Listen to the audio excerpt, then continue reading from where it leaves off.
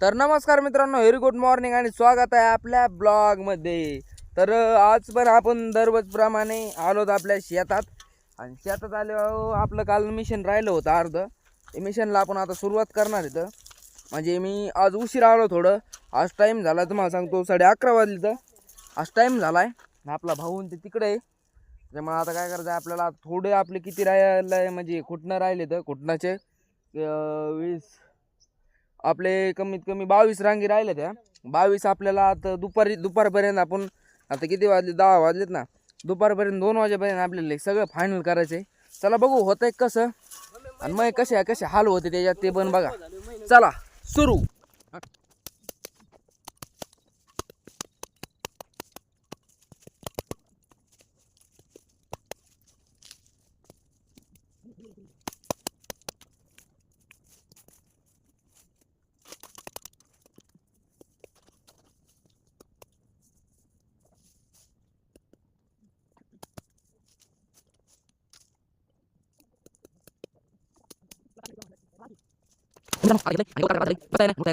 तर मित्रांनो, आम्ही 5 दिवस झालं दोघंच तूर काढत होतं. तुला याच्यात अनुभव काय शेअर करतो सांग बरं.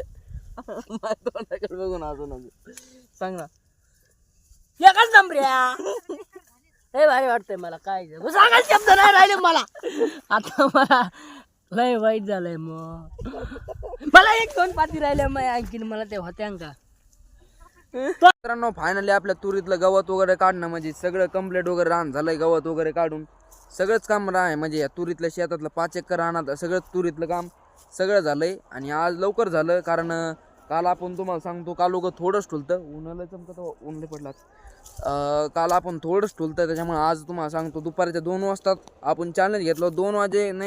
2 वाजायला 10 मिनटं कमी तरच आपलं लवकर झालंय.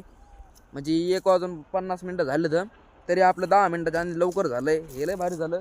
कारण तुम्हाला सांगतोय तुरीत गवत इतकं होतं आणि डबल आमचे इतके हाल निघले. आम्ही दोघंच काढायला होतो तर आम्हाला 4-5 दिवस हे तूर गेली.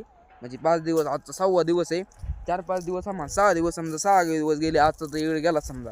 आणि आम्हाला 6 दिवस तुम्हाला सांगतो दोघाला इतकं आम्ही दमलो तर इतका ताण झाला गवत काढायला. कारण गवत इतकं झालं की तुम्ही म्हणले असते गवत आहे का काय. कारण आपल्या इकडं पूर आलता, त्याच्यामुळं पूर वगैरे आलता आणि मध्ये पाऊस वगैरे लय चालू होता. त्याच्यामुळे हे गवत असंच राहिलं होतं. पावसाने त्यांनी काही जमलं नव्हतं. आणि फवारायला त्याला तर मला सांगतो तुरीला डबल कोणचं औषध जमत नाही कारण इफेक्ट होतो. त्याच्यामुळं आपण औषध काही फवारलं नव्हतं. फक्त आता एकच फवारणी करायची फक्त फुलासाठी. आता शेंगा वगैरे आल्या तर पण कीड बीड पडू नये म्हणून त्याला एक फवारणी करायची. ती पण आपण लवकरच करणार आहे. आणि बाकीचं या शेतातलं काम सगळं उरकालं आहे. आणि तुम्हाला सांगतो 5 दिवस आपण इतकं दमलो की विचारूच नका. कारण माझा चेहराच बघून तुम्ही समजला असाल. कारण मी किती गोरा होतो, किती काळा पडलो. कारण इतकं तुम्हाला सांगतो की सकाळी आम्ही 6 वाजता यायचो तो आणि संध्याकाळी 6ला जायचो तो.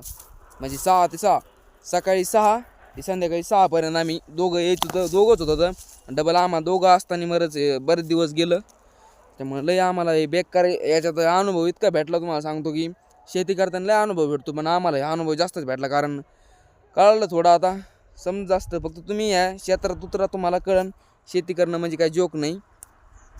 कारण इथं शेतकरी म्हणजे इथं असं आहे की झुक म्हणलं का झुकावं लागतं, वाक म्हणलं का वाकावं लागतं. कारण हे क्षेत्र कोणाच्या बच्चं नाही. कारण इथं ज्याला कळतं त्यालाच कळतं, बाकी कोणाला नाही कळतं. बघा एवढा बिगडे असे गावताचे पडले तर जाऊन द्या. झालं आता इथलं काम वगैरे सगळं झालंय.